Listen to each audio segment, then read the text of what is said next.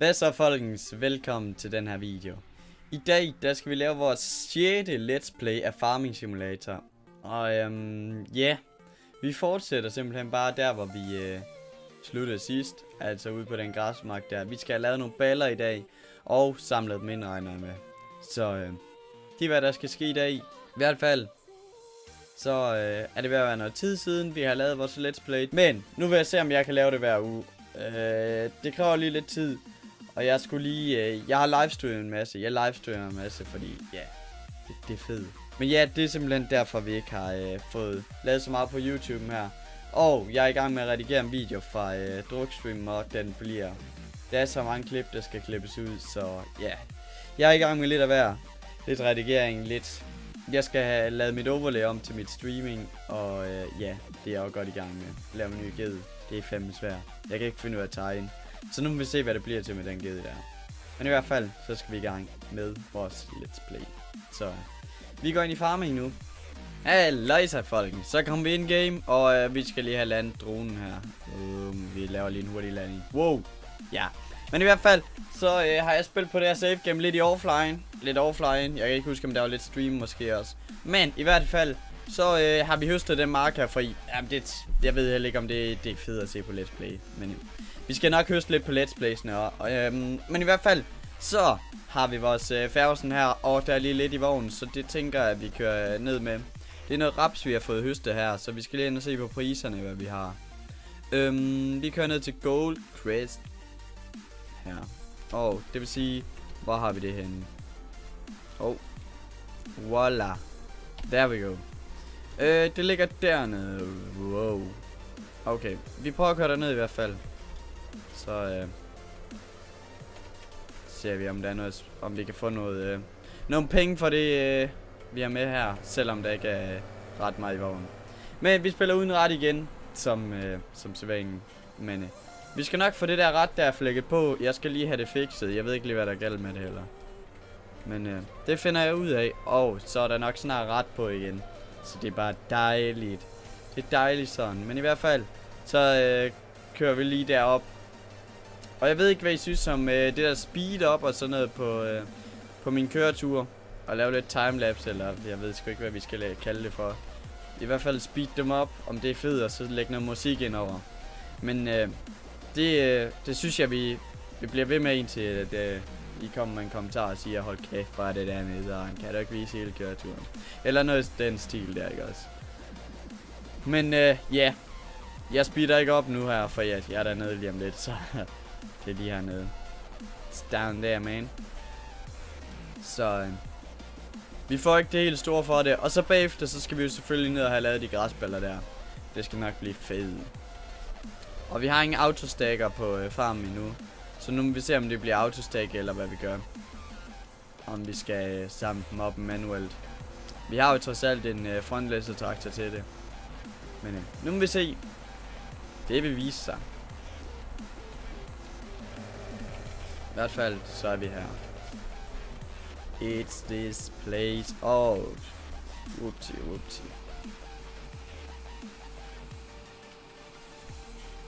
Det giver lidt penge. Det er fedt nok. Vi rammer ikke de 200.000, tror jeg ikke. Men det går nok. Se der. That's it. 13.000. Næsten 14.000. Okay, vi kalder det 14.000. Der mangler lige 2 euro.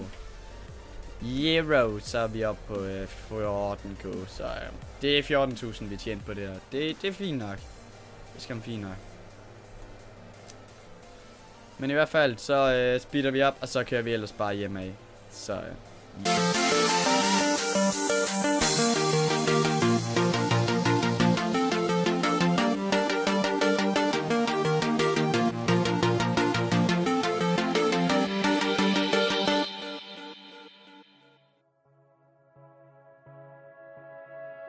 sådan der folkens, vi er hjemme på gården, og jeg vil lige holde vognen ind her. Ind i laden, se om der er plads her overhovedet. Nej. Der er ikke plads der. Rip. Hvor har vi ellers plads? Så må der jo ikke være plads herinde. Eller hvad? Nej, der er ikke ret meget plads herinde. Nå. Hvor holder vi den så? Den kan vel holde deroppe. Ja, vi kører derop med den. Simpelthen. Det bliver vi nødt til. Når der ikke er plads til en sted, så må vi køre det andet sted. Men vi skal også snart bruge den igen. Det er derfor, jeg ikke vasker den. Så det plejer jeg ellers at gøre. Men nope. Ikke i dag. Jo, vi har autostackeren lige der. Så det er dejligt. Det er dejligt sådan. Jeg tænker, at vi kan op og lave græsballer. Mere det bunds.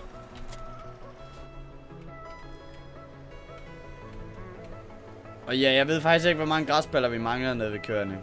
Men nu må vi se. Det vil vise sig.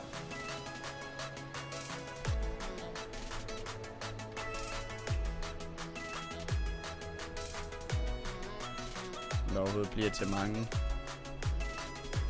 Det tror jeg ikke. Eller hvad? Har vi lavet græsballer? Nej, vi har det ikke. Vi har ikke lavet græsballer for det. Det tror jeg ikke på. Vi kan i hvert fald derned, så vi ses ned på Kugården.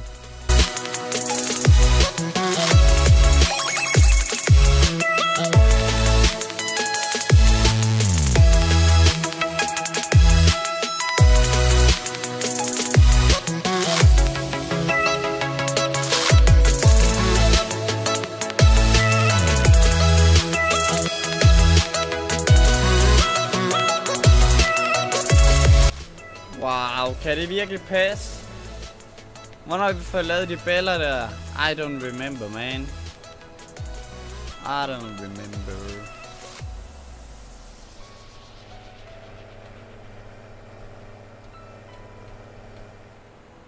Men jo, det kan jeg da godt se herinde. Wow, der står de jo. Okay, folkens, det var min fejl. Seriøst, jeg havde glemt, at jeg havde lavet de baller der. Og ja, det har jeg nok gjort offline, så. Men, så bruger vi da bare tiden på noget andet. Jeg tænker, at vi skal skubbe de baller derind, og de skal stakkes ordentligt derinde. Så det er det, vi gør nu. Og vi skal lige huske at slukke den. Så vi ser, om vi lige har nu et par køer, der skal sælges eller et eller andet. I don't know. I don't know, man.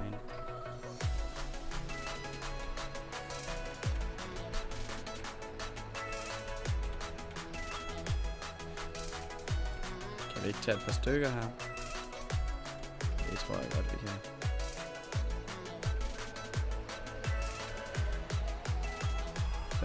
Jeg ved faktisk ikke lige, hvordan vi skal stække det, fordi at vi kan se, vi kan da vist godt lige, kan vi ikke trække armen helt derhen.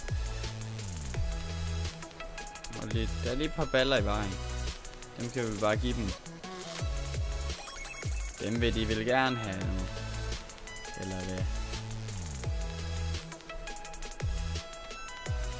Kør lige hen med den i hvert fald. Se om det er noget, de er interesseret i.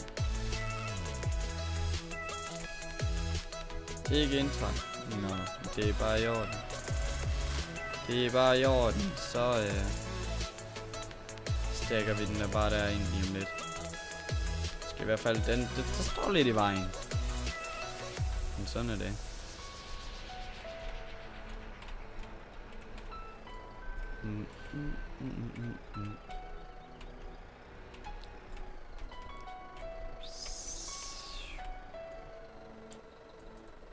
Og ja, I ved godt, folkens, at jeg... det var jo alt det der, at jeg er elendig med de baller her.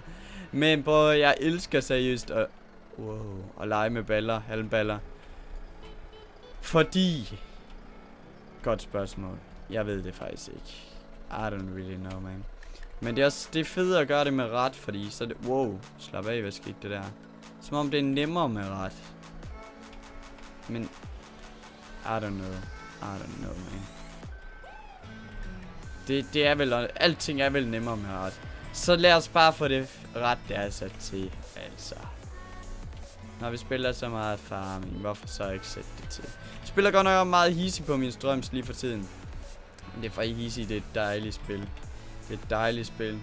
Og så er jeg jo gået og spekuleret om, vi skal have startet noget Euro Truck Simulator Let's Play op også. Og så kører det sådan skiftevis. Måske en en Eurotruck i ugen måske, og en farming i ugen, sådan der kommer 2 videoer i ugen. Eller også så skiftevis farming og Eurotruck. Nu må vi lige se, hvordan tiden ligger, og sådan, hvor meget tid jeg har. Ja, vi ser til det i hvert fald. Men, i hvert fald, så farming let's play, de bliver ved. Selvfølgelig gør det det. Ja, det der, det var ikke dejligt. Og så griber vi den lige med de spyd her for neden. Ej, det er så faktisk cool nok, vel? Det ser faktisk sindssygt ud. For prøv at se, så ligger der en ball dernede også. Prøv lige at se. Alligevel er man da lidt på bale-stacker, hva'? Stacker, wow. Balle. Vi snakker lige dansk i stedet for. Det er 10 gange nemmere. Nej. I hvert fald så skal vi have stacket det der ordentligt op. Derefter, så må vi lige se, hvad vi har at lave på gården her. Jeg ved det faktisk ikke, for at være helt seriøs. For jeg tror, at køerne, de har vist foder nok. Så, sådan er det. That's how it is, boys and girls, everyone. Det står lidt skæv. Det må vi lige leve med. Altså, det er jo trods alt min farm. Det er trods alt mig, der skal kigge på det. Så, ja. Yeah. Og køerne, de kan bare sige, hvad de vil om det. Altså, jeg ved det godt, det er elendigt stacket op. Men vi er faktisk ved at lave installations, eller det virker, lave sig selv. Vi har lavet det. Det vi kan med det. Så skal vi bare have den åbnet. Ja, så se om der er en masse muk i det, eller hvad det er. Det er jo en god græsmark. Det er første gang, vi har taget af den. Det er første slet. Ja. Simpelthen. Altså, jeg kan ikke vurdere, hvor jeg har ballen henne og sådan. Det kan jeg aldrig. Det er latterligt. Men i hvert fald, whoopsie. Det var min bale stacking. Jeg er elendig til det. Jeg ved det godt. I må godt sige det til mig. Men jeg ved det. Det her, det er på 11%, så det er overhovedet ikke færdigt nu. Vi kan lige se, om køerne, de mangler et eller andet sindssygt mad her. Okay, de er sådan set oppe. Så det er fint nok. Det er fint nok, det her, ja. Jeg tænker, at vi tager MF'eren, og så kører vi hjem igen. Nej. Hvor en kører havde vi? har 24, okay. Vi sælger ikke nogen kører, fordi jeg vil gerne op på en 100 stykker eller sådan noget. Og så kan jeg begynde at sælge af dem. Men i hvert fald, så slukker vi den der og kører hjem på gården med MF'eren. Og ballevognen, som vi, eller hvad hedder det? Ballepresseren, som vi ikke kom til at bruge overhovedet. Det var min fejl, det må jeg undskylde, guys. Men i hvert fald, så ses vi hjemme på gården lige om lidt.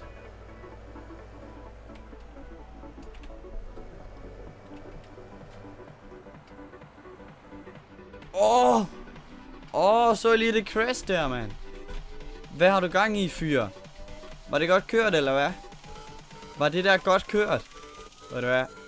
Hop lige ud af den bil der, så giv mig nogle penge for den ballevogn der. Prøv lige at se det hjul der. Du har gjort det helt skævt, fyr. Hvad med din forhænd? Der var overhovedet ikke sket noget med din bil. Hvorfor så dytter jeg mig, når det er dig, der ikke overholder din vigepligt? Kan du se hej-tænder nogle steder? Det tror jeg ikke, du kan. Kan du se her? Du kommer her, og så er det højere vigepligt. Så det vil sige, at du skal faktisk holde for mig. Wow, er du dum eller sådan noget? Fyr. Okay, vi må hjem og reparere på den ballevogn her. Shit, man. Idioter skal man ikke lede lang tid efter i farming dag. Her, der står der stop. Så skal jeg stoppe og kigge mig for. Gjorde der det derhenne? Det tror jeg nok ikke lige, der gjorde. Så yeah. Wow. Godt kørt eller noget. I hvert fald, så kører vi hjem nu.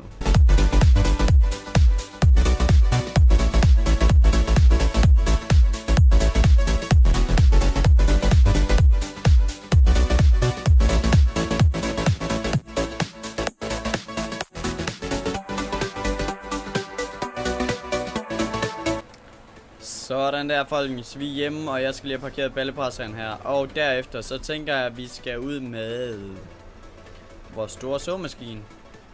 Nej. Det var meningen, jeg gerne ville have haft noget gylde, faktisk.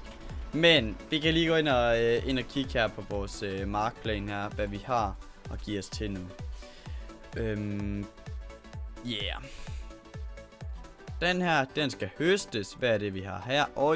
Det er græs, vi har der. Hvad har vi her? Der har vi noget. Vi har noget hvede der. Men det er heller ikke klar til at blive høstet i endnu.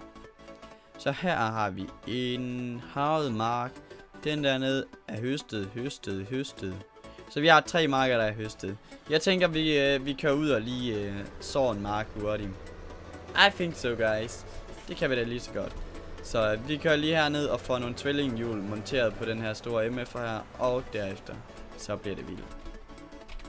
Wow, vi skal ikke customize frontvægt. Altså, det der er fuldstændig latterligt. For man kan ikke customize frontvægten. Og alligevel spørger den om det. Så ja, yeah. Wow. I hvert fald, så fik vi sat tvillinghjul på her. Og vi henter lige såmaskinen. Og så er det ellers bare afsted.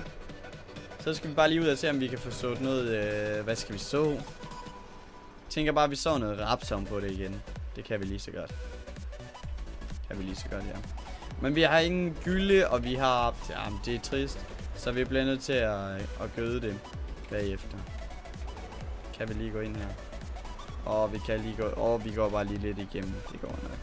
Og kører lidt over ploven også. Ej, det er faktisk urealistisk, at man kan det. Men vi ser lige, hvad vi har i den. Okay. Vi skal så noget raps. Hov. Sådan der. Så er vi klar. Så skal vi afsted. Og jeg har lige downloadet en ny mod, så den faktisk automatisk kan lave pløjespor, eller hvad hedder det, sprøjtespor og sådan noget. Det er mega nice, så jeg vil lige se, om jeg kan få det til at fungere også. Og se, om det er fornemt, eller hvad det er. Og der kommer også snart en ny tutorial ud på, hvordan vi ændrer teksturen i selve, eller hvad hedder det, ændrer navn og alt muligt i teksturen. Så ja, det skal jeg glæde jer til. Det er simpelt nok. Men i hvert fald, så skal vi have sået noget raps her. En masse raps. Så skal vi lige have frem med den der. Ridge marker left og keypad 7. Se her. Så får vi det her Pro Seed halløjser frem her. Manuel, semi-auto.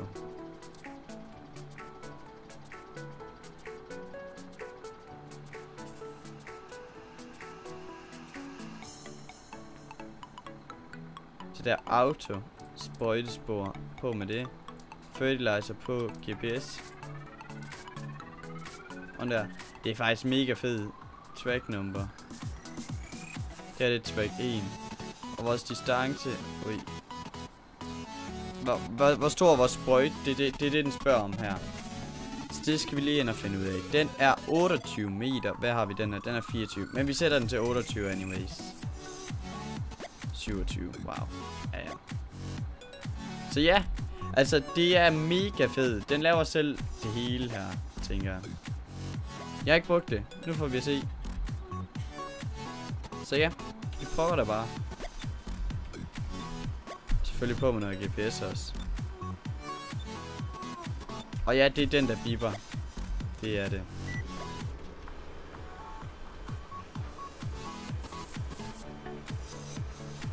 Se, så måler den op, hvor mange hektar vi tager i timen på den. Så det er sindssygt fedt faktisk. Hvor mange hektar vi har sået og... Jamen det er faktisk fedt nok. Jeg er allerede forelsket i den. Det er sgu fedt. Sådan set cool nok, synes jeg.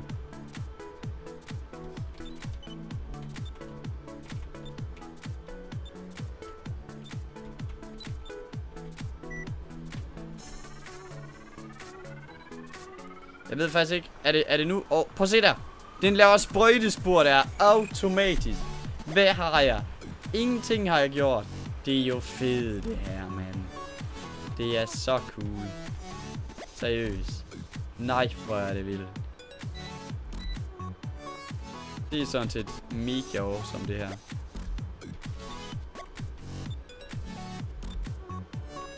Nej, hvor er det cool. Og hvis det er, så linker, eller så kan I downloade den her inde under Farming Simulator. Den ligger under beta og hedder Pro Seed. Det er faktisk ikke dårligt overhovedet. Det er faktisk mega nice.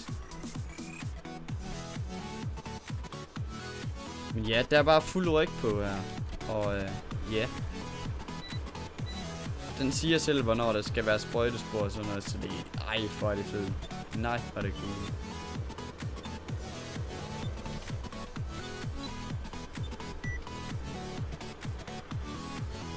Så laver den nok sprøjtespor på nummer 3 her, den efter.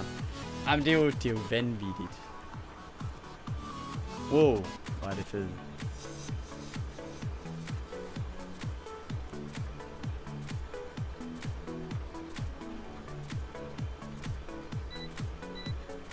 Og det her, det er altså et lækkert sæt. Den er ret sprød.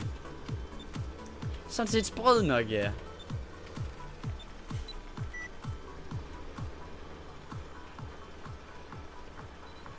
Sprøjtespor. Nej, det er cool. Okay, nu snakker vi ikke mere om sprøjtespor. Nu har vi vist fattet, at den laver sprøjtespor. Men nej, hvor er det fedt. Hvorfor er det lyser derovre bagved? Har jeg sat en marker til den? Der har jeg da været henne. Det var der, vi var henne og sælge korn. Men ja, fair nok. Fair nok. Lidt træls med den bibelyd der, men det gør den åbenbart, til vi sænker den igen. Det er for, at vi er sikre på, at den er løftet, tænker jeg. Jeg tror, det er noget i den stil.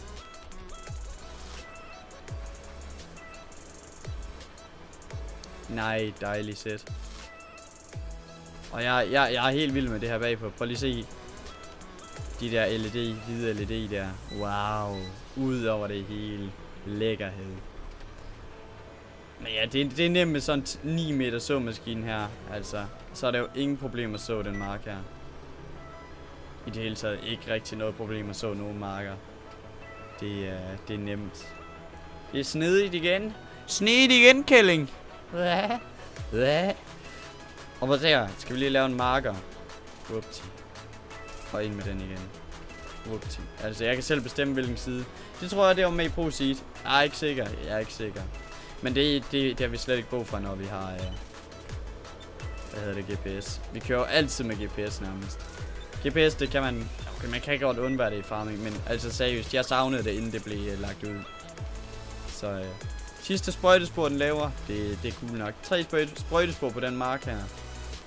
That's awesome, man. That's so cool.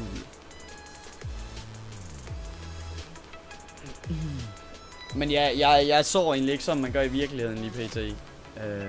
Det kunne jeg godt gøre. Det kunne jeg nemt gøre. Heldig dag. Wow. Lægger lidt skilt også. Ej, jeg kører godt.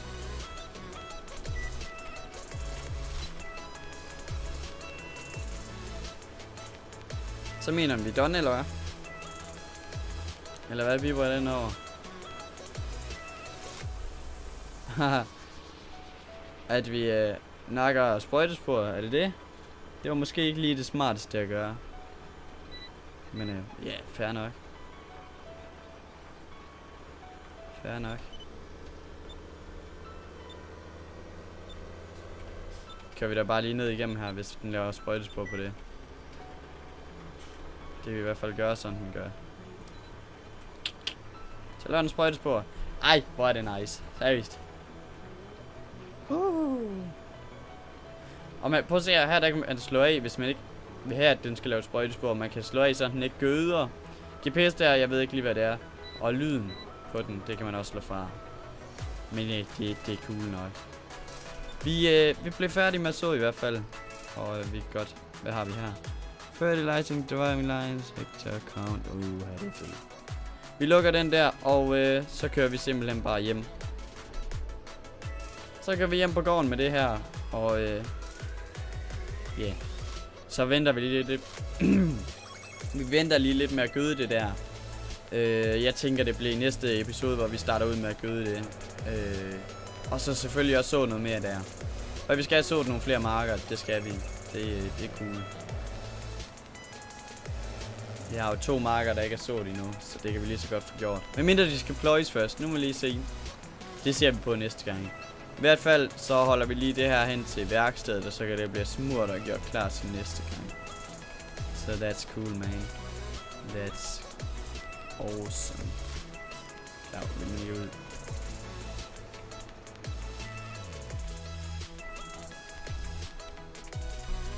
Wow, hvorfor hopper jeg ned der? Sådan der. Nej, hvor er den dejlig. Men folkens, tusind tak, fordi I ville se med i den her Let's Play. Det var en, jamen det var lidt træls med de baller der, de græsballer der, de var lavet. Men i hvert fald, så håber jeg, I kunne nyde den her episode. Selvom jeg er boostet til det der med baller og alt det der. Men det ved jeg jo godt, jeg er. Så i hvert fald, tak for at I så med. Husk at smide et like, hvis I vil se nogle flere episoder af Let's Play. Og husk at subscribe, hvis I vil se mere af mig. Ej, husk at subscribe, hvis det er, at I synes, det er interessant og spændende og alt det der. Der kommer også vlogs og sådan noget på kanalen selvfølgelig. Så yeah. Vi ses, guys. Vi ses næste gang. Moin.